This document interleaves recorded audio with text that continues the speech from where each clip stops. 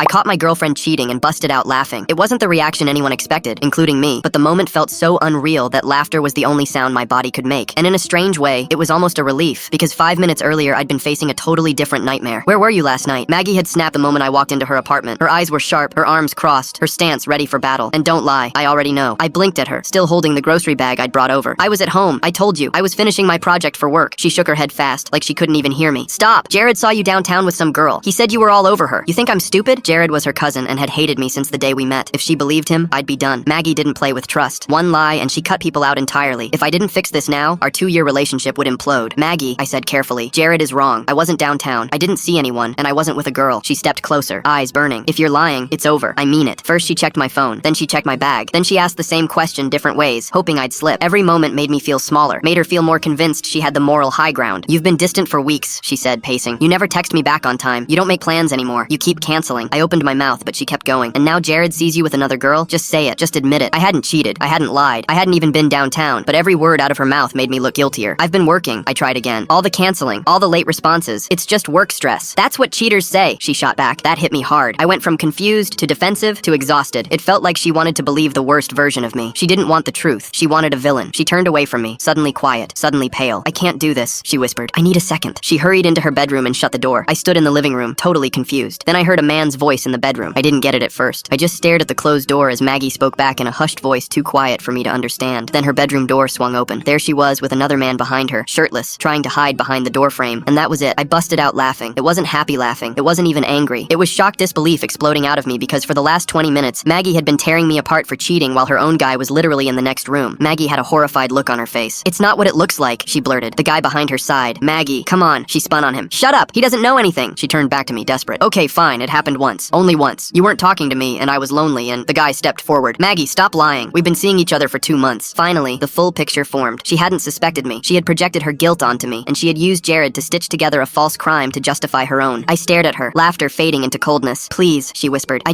don't want to lose you. You lost me 2 months ago, I said softly.